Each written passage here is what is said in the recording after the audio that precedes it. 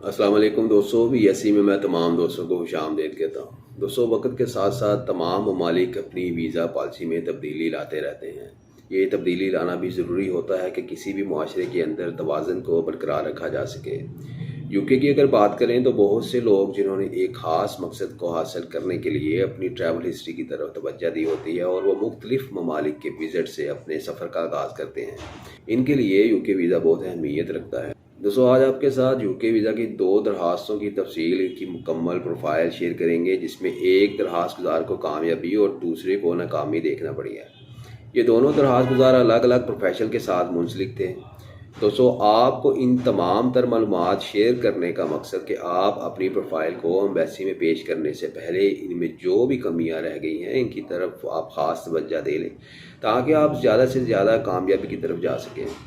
पहले हम बात कर लेते हैं नाकाम होने वाले दरखास्त गुजार की। इनकी उम्र कितनी थी, क्या ये शादीशुदा थे, इनकी बैंक स्टेटमेंट कितनी थी, इनका कारोबार क्या था, या ये नौकरी करते थे, और इनकी जो टैक्स रिटर्न थी वो कितनी थी। अगर टैक्स रिटर्न लगाई थी तो टैक्स कितना था,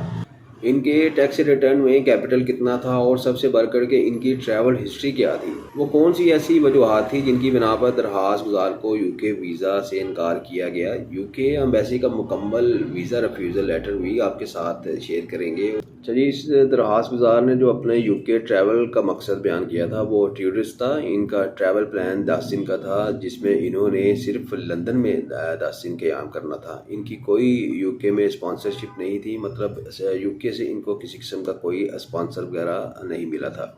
जो इन्होंने अपने डॉक्यूमेंट्स के साथ जो है वो लगाया हुआ हो। दोस्तों, एम्बेसी ने 12 दिन के अंदर रिप्लाई किया है, जो कि रिफ्यूज़ल की सूरत में था। एम्बेसी रिफ्यूज़ल में बयान कर दिया है कि हमने आपकी मुकम्मल दरखास्त का जायज़ा लिया है, हमने आपकी माली बैंक स्टेटमेंट को भी बगौर देखा है और आपकी माहाना तनख्वाह को मद्देनज़र रखते हुए, जिसके बाद हमें ये लगता है कि आपका लंदन में 10 दिन पर आने वाले अखराजात, जो कि तकरीबन पाकिस्तानी 8 लाख रुपये हो सकते हैं, और आपकी माहाना सैलरी तकरीबन 1.5 लाख रुपये है, और आपके अकाउंट में भी तकरीबन 25 लाख रुपये हैं, और आप अपनी आमदन से कई गुना ज़्यादा का खर्चा इस सफ़र पर करेंगे, जो कि मुझे शक में डालते हैं। और मुझे शक में डाल रहा है कि आपका यूके आने का मकसद आर्जी नहीं है, जिस वजह से मैं आपकी वीज़ा दरख्वास्त को मुस्तरद करता हूँ और आपको इस पर अपील करने का कोई हक़ नहीं दिया जाता। तो दोस्तों, एक तो ये बात पक्की है कि आपकी मुकम्मल बैंक स्टेटमेंट को देखा और समझा जाता है कि कहीं कोई आपने फिलफोर पैसों को डिपॉजिट तो नहीं किया जिसका मकसद सिर्फ वीज़ा हासिल करना हो, या आपकी आमदन कम और खर्चा ज़्यादा हो, जैसे इस दरखास्त गुजार का केस था, और आपका क्लोजिंग बैलेंस कोई ख़ास अहमियत वाला भी नहीं है। और दोस्तों, दूसरा जो दरखास्त गुजार कामयाब हुआ, इसकी बात करें तो इसकी उम्र तकरीबन 40 साल है और इनका तकरीबन 5 एशियन ममालिक की ट्रैवल हिस्ट्री है, और ये कारोबार और इसके साथ जॉब भी करते हैं, शादीशुदा हैं, और इनकी टैक्स रिटर्न अदाशुदा टैक्स तकरीबन 50,000 है। बैंक अकाउंट में इनके पास तकरीबन क्लोजिंग बैलेंस 70 लाख रुपए है। इन्होंने अकेले वीज़ा अप्लाई किया है और इनका भी सफ़र का प्लान 7 दिन का है। मतलब ये कि आपकी उम्र, आपकी एज और आपकी जो फैमिली टाइज होते हैं, जो आपका अपने मुल्क के साथ जो सारे एक मामलात होते हैं, इन सब चीज़ों को भी आप बगौर इन चीज़ों को जायज़ा लिया जाता है। इसलिए जब भी आपने अपनी वीज़ा फ़ाइल करनी है, आपने एक दो बातों का बहुत ही ख्याल रखना है, जिसमें सबसे पहले तो यह है कि आपने अपनी बैंक स्टेटमेंट और टैक्स रिटर्न को बगौर जायज़ा लेना है। उसमें आपकी जो बैंक स्टेटमेंट हो उसके अंदर कोई ऐसी ट्रांसैक्शन ना हुई हो जो कि ये तासर दे रही हो कि आपने पैसे फिलफोर अपने अकाउंट के अंदर डाले हैं, जिसका सिर्फ मकसद ये था कि आप वीज़ा हासिल कर सकें।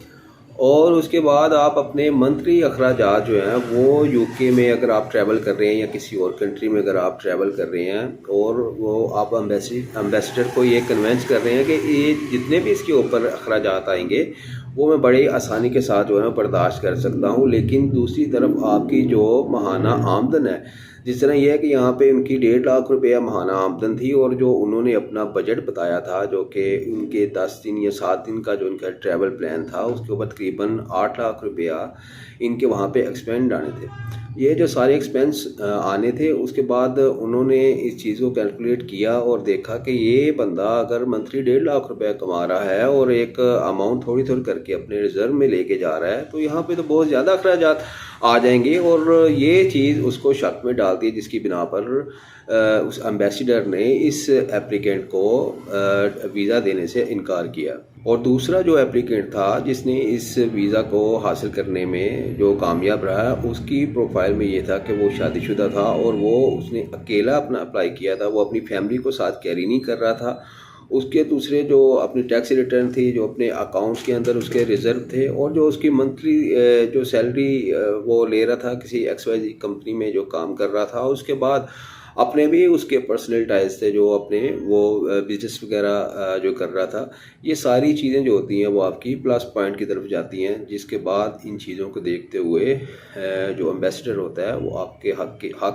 حق میں جو ہے نا وہ فیصلہ کر دیتا ہے۔ جی دوستوں، مزید جو بھی ان فیوچر ہم کیسز کریں گے، ہم کوشش کریں گے آپ کو پوری تفصیل کے ساتھ اس کا پلس اور مائنس اور جو بھی اس کے اندر کنکلوژن ہماری نظر کے اندر نکلتا ہے وہ آپ کے ساتھ شیئر کر سکیں، تاکہ جب بھی آپ اپنی اپلیکیشن کریں اس کو ان چیزوں کے ساتھ، یہ جو پریکٹیکل زندگی کے اندر ہوتے ہیں، ان چیزوں کو آپ سیکھ سکیں، اور آپ زیادہ سے زیادہ آپ کے لیے کامیابی کے راستے جو ہے ہموار ہو سکیں۔ مزید تفصیلات کے لیے آپ ویزا اسٹیمپ کنسلٹنسی سے رابطہ کر سکتے ہیں۔ اللہ آپ کا حامی و ناصر ہو۔